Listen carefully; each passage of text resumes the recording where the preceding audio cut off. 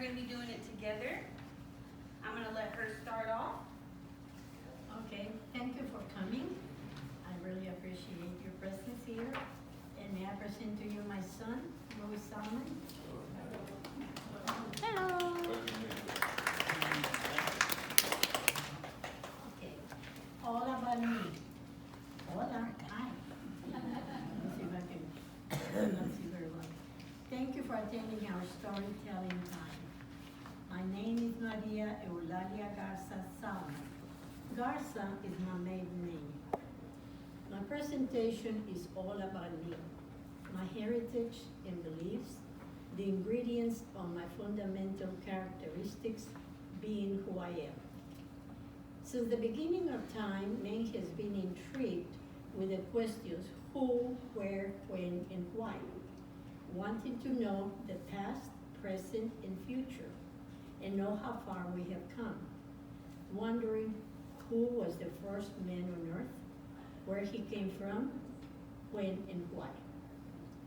Every community, family, and individual has a unique story which distinguishes the character of a particular person, place, thing, making a contribution to the world in some way.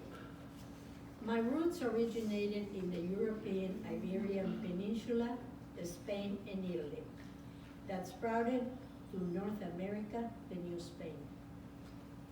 When the European countries began the expansion of their territories, the Spanish crown, in order to prevent intrusion, opted for exploration and colonization of the territory which consists of much of South Texas and Mexican state of Tamaulipas. The Spanish crown appointed Jose Escadon, a lieutenant in the cavalry who had been successful in pacifying the Indians, treating them as amigos, friends. In the course of his assignment, Escadon met Vicente Guerrero, a prominent landowner who was interested in establishing a community where he owned some land by the banks of the Rio Bravo, also known as Rio Saldo and Rio Grande.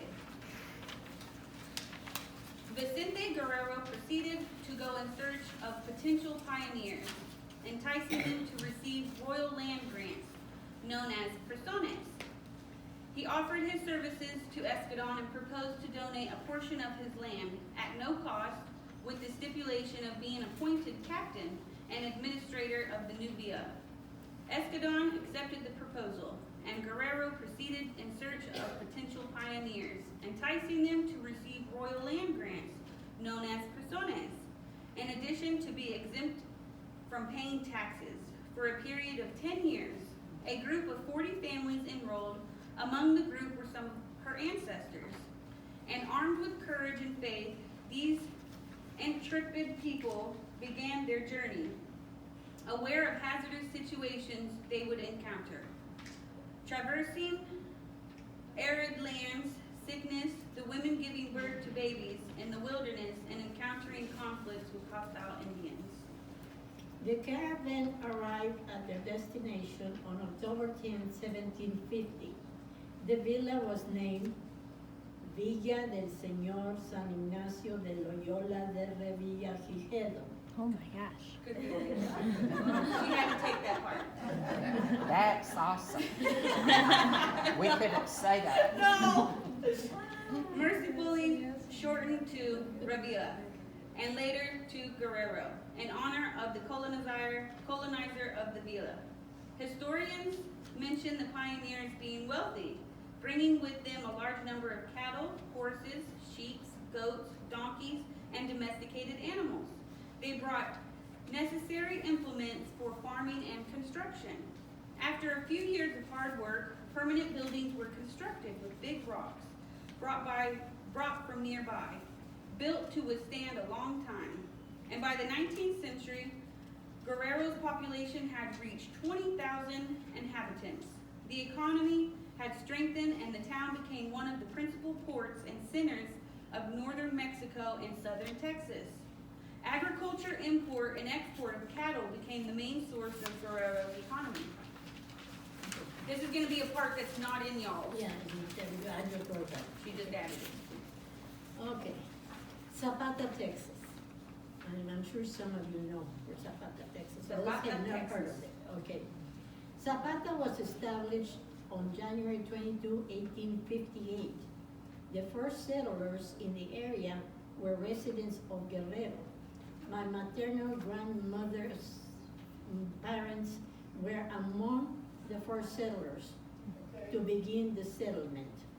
The settlers were the recipients of the land grants being distributed by the Spanish Crown in Mexico.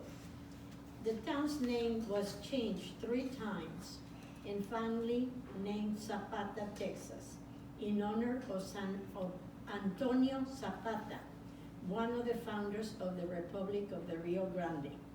He was from Guerrero and was an Indian fighter, and the legend goes that the Indians were afraid of him, and when they saw him, they would run. He was against Santana's administration. Remember the Alamo? Okay. And was executed and decapitated, and his head was exhibited hanging from a pole in front of the hotel, my home, and his home. Zapata and Guerrero are 2 sister cities that continue to share their heritage, culture, language, and faith. Most of the residents of Zapata and Guerrero are related either by birth or marriage. Zapata is the center of extensive oil and gas wells and is also a popular place for winter tourists, the Falcon Lake being a haven place for fishing. Now we start on the page y'all are on. Okay, yeah. The Hotel Flores dynasty. The story of my family is a unique story which constituted the core of the community of Guerrero, Tamaulipas. I feel closely connected with my past 4 generations of ancestry, although I did not know them in flesh and blood. I feel a close relationship with them. I grew up in the home which had been passed down to each generation, keeping the traditions and values which gave me my uprightness. And as a child, I would listen to family stories told by relatives and the townspeople. The hotel, my home, had a large room, more like a gallery, full of portraits of members of the family. I never liked to go through this room because my brother would scare me, making up scary stories. But as I grew up, I became interested and would study each portrait. The Mexican Revolution. You go. One of the many stories her brother and her were told about the Mexican Revolution, how the hotel had been seized by revolutionaries. This civil war radically transformed Mexican culture and the government. Not only did it affect Mexico, but the United States was significantly affected. People of all social classes were fighting. One of the most well-known revolutionary figures was Pancho Villa. He supported the Peones peasants and later became the most notorious criminal bandit who robbed the rich landlords, taking over the haciendas and killing many innocent people. The town of Guerrero did not escape the violence committed by Pancho Villa's men. The citizens were robbed and driven out by their houses. My family escaped going to the ranch in Webb County. My mother was born in Zapata at that time in 1913. While the family was staying at the ranch, Pancho Villa's men came to Guerrero and took over the hotel, using it as headquarters, on the third floor. The building was used as the women's quarters, the women known as Las Adelitas. They were women who participated in the conflict and fought alongside their men. When the revolution had calmed down, the family returned to Guerrero and found the hotel unfit to dwell, and her great-grandmother very calmly exclaimed, Aún tenemos suficiente agua para sobrevivir, meaning No worries. No worries. We still have plenty of means to survive. Repairs were done where needed, and new furniture and other items were brought imported from Europe and New York. The cargo was disembarked in Galveston and carried to Guerrero on barges via river transportation. My children, grandchildren, and other family members still conserve furniture and other heirloom articles, being over 100 years old and still being in use. Who were these people? They were my maternal great-grandparents. Juan Manuel Flores de la Fuente Vela Peña, and they were descendants of earlier pioneers of Revilla. They were affluent and prestigious citizens who owned land and ranches and were recipients of the royal land grants, known as porciones, granted by the Spanish crown in Mexico, in South Texas, and the neighboring state of Tamaulipas. Soon after their marriage, they became interested in investing some assets, and rumors were that the railroad was coming through town and considered this an opportunity to have a hotel built, being beneficial to the community and also profitable to them. The structure was completed circa 1875, and it became known as El Hotel Flores. Lodging was provided for travelers, and services were provided for government officials and businessmen to exchange their views in business transactions. The Hotel Flores became the focal center where the elite met, and dances were held in the grand ballroom Salon Flores, where many stories of love flourished. Like in a fairy tale story, the beautiful maidens meet their Prince Charming. I vividly remember dancing with my Prince Charming. I grew up in this extraordinary place, which was my home, and my mother was the last owner of the Hotel Flores dynasty. In 1944, the United States and Mexico afforded to construct an international reservoir. The objective to provide the Rio Grande Valley and border towns of Mexico with power generation and water irrigation to vegetables and citrus crops. The construction began in 1950 and ended in 1953. Presidents D. Eisenhower and President Adolfo Ruiz Cortines inaugurated the dam. I was one of the young señoritas to present the flowers to the presidents. Oh, I continue. Zapata, Guerrero, ranches and open land were submerged in the waters of the lake, Falcon Lake. Falcon del Zapata, Falcon del, I'm sorry. Zapata and Guerrero's residents were moved to higher land. The new communities were built by the respective governments. The Mexican government built new houses for the residents of Guerrero. However, my mother was not compensated for the hotel. An issue of citizenship impeded the compensation of the property.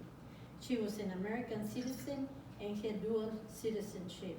However, at this time, the Mexican government did not recognize her as a citizen of Mexico, taking it away, robbing her. Her heritage that had been bestowed to her by her ancestors. Was this fair? Wrote Peter to pay Paul? My life journey.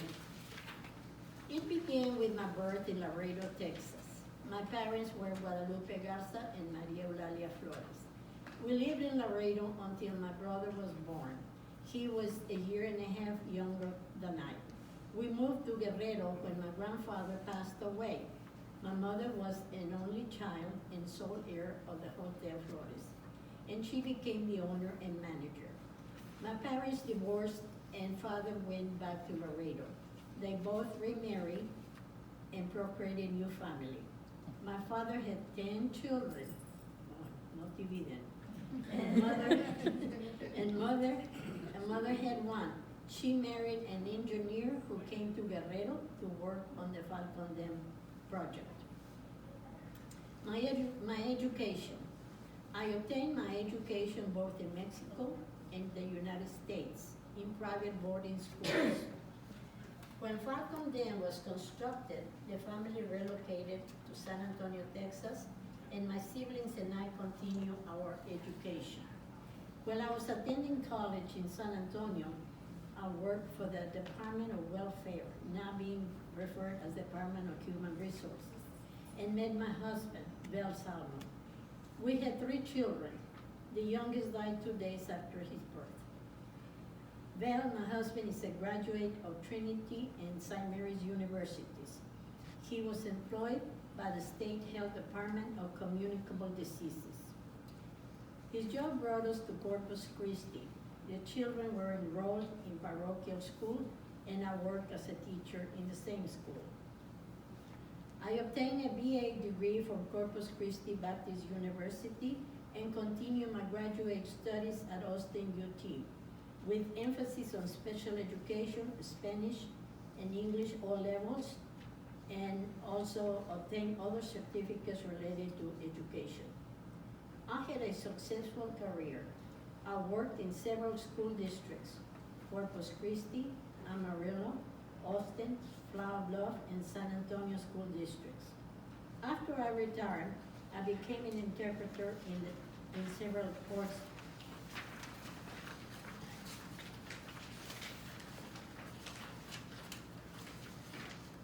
And also taught at Parkdale Baptist School and Richard Milburn Academies in Corpus Christi.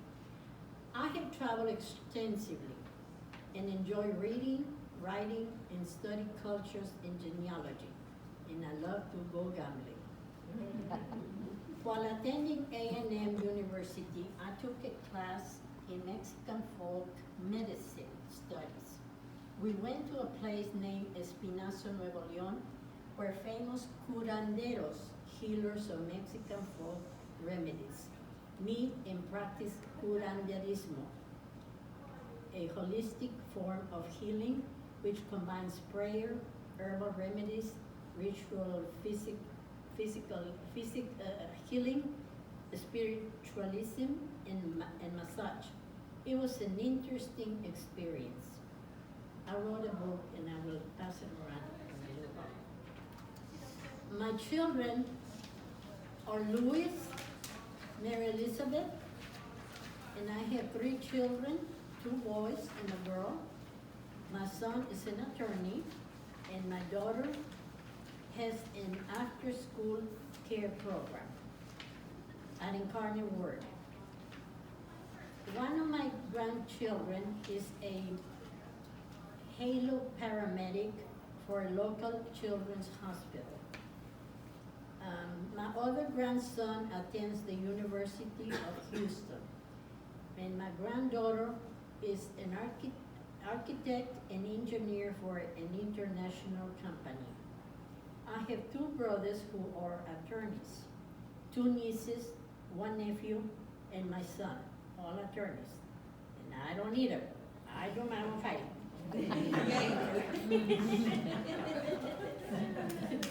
So thank you very much. I will show you some things. Some of the books have been, in all of my history, some of it has been written. This is a very interesting book that was put by, is a shared experience. The history of architecture and history, designations of the Lower Rio Grande Heritage Corridor. And all my story all is here. This is my part, okay? And also this is a book where it was put by the Commission of the Grand Land Office, and it shows here whose Grand Lands were donated to, and my family is here. Okay. Well, I mentioned that I had gone out, and I wrote a book also in Spanish, because there was a celebration when the ruins and I didn't mention that when the ruins of the town that was submerged in water came up 40 years later, after a very dry drought, yes. So all the ruins came up, and people began to go to Guerrero to see the ruins because it is a very historical place. Universities came from all over, private citizens, and so I wrote a book for that occasion, and I wrote it in Spanish, and it's here. Okay, well, here's another book about the history of Guerrero and the families.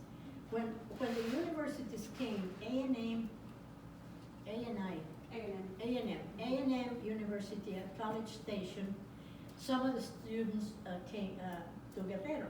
They were brought by their professor, students of architecture. And when he mentioned at the school that they were coming there, my granddaughter said, well, that's my family. And they came to Guerrero, and the students drew they were apart to do sketches of it, and they gave me a copy of it. Okay.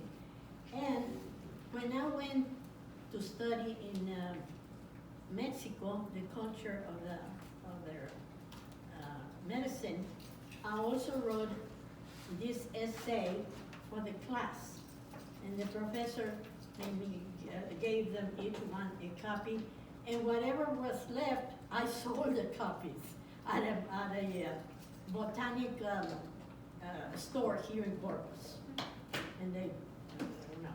So anyway, now this here is, this is the cemeteries that were from Guerrero. They were built, they started to be, the people there started those cemeteries in 1750. Wow. So they're very, very old. Some of my ancestors were there because they moved them to the new town, but then some stayed in the cemetery. And this is the hotel, part of the hotel, and this is where my bedroom was. Let me see. Right there. Right there.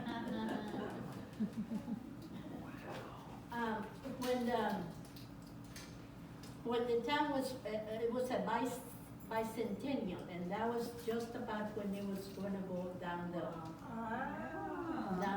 water, and I was part of the celebration there.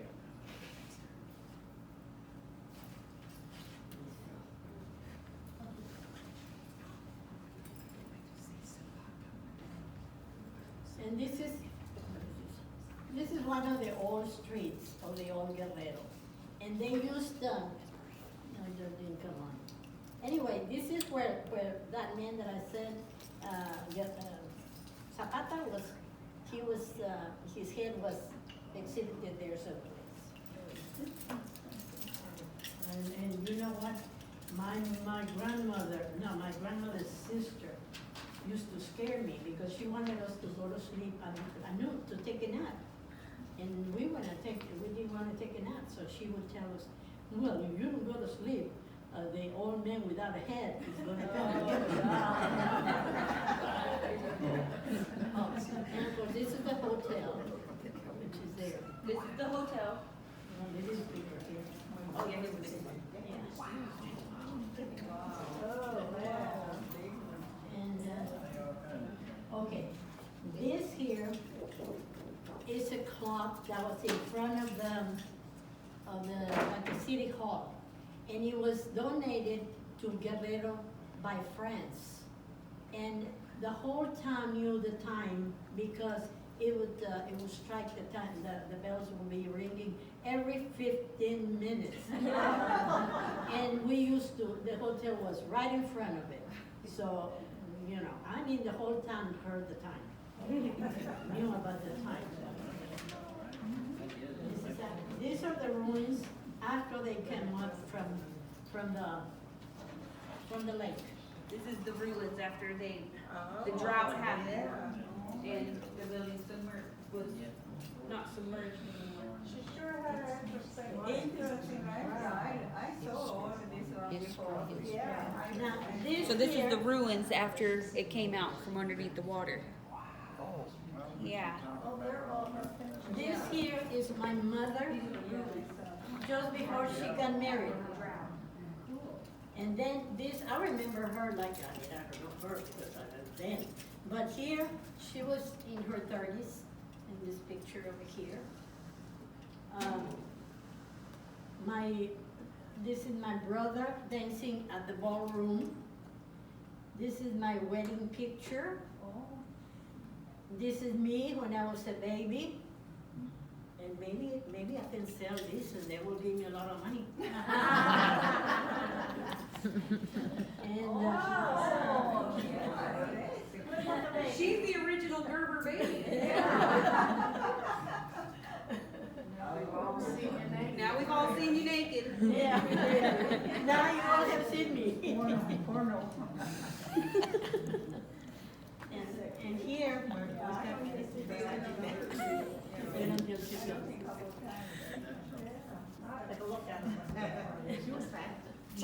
She said she was fat.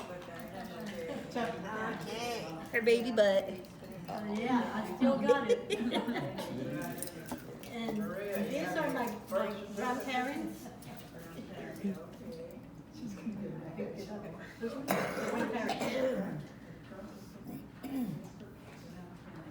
Those are my grandparents. And, oh, and I have some pictures.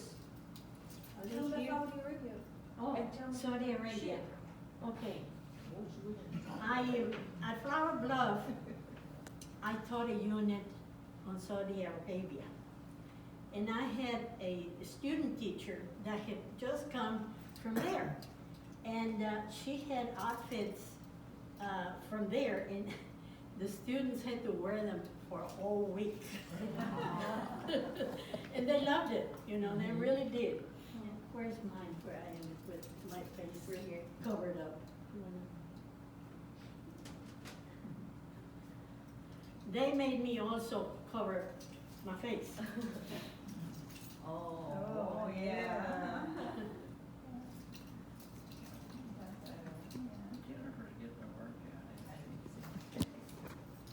Jennifer, this is good. This is good. That was a very interesting. Do you have a storage room in your house for all this? No, it has been in the Her room is the storage room. And while I was teaching at Flower Bluff High School, the district was invited from Veracruz, Mexico, to have the band students go and perform at the carnival in Veracruz. So I was asked to make arrangements for all that. So the Mexican government sent a Navy ship to pick us up, and we stayed at their Naval Academy as their guests. It was a wonderful experience.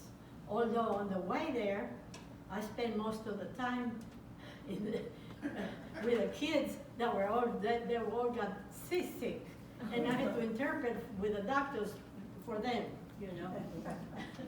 But what else? Oh, yeah. Those pictures hold up. They do. Good film. Pictures that stay there.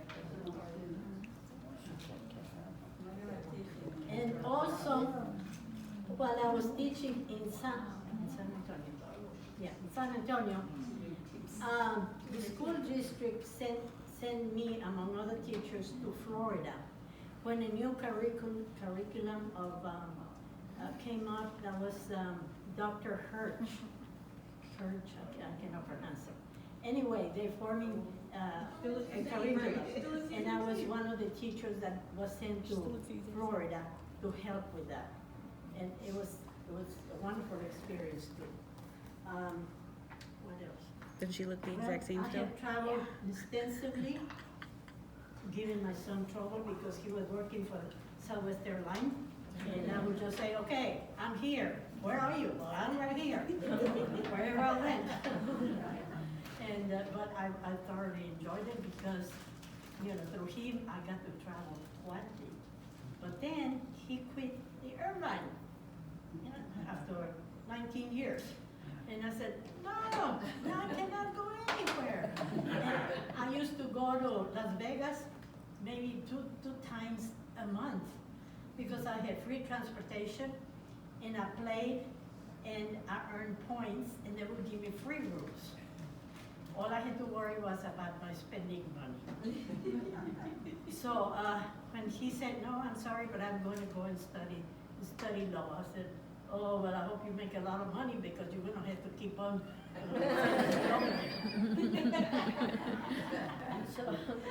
So anyway, I enjoy having you, and I hope I didn't bore you.